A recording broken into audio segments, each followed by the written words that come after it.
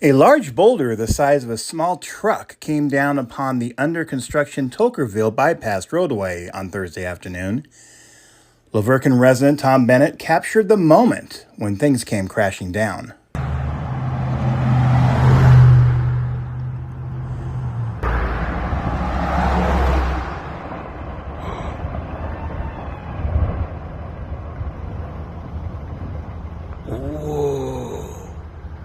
It's unclear what caused the collapse, and as the road is still under construction, there were no closures and there were no injuries. For more, read the story.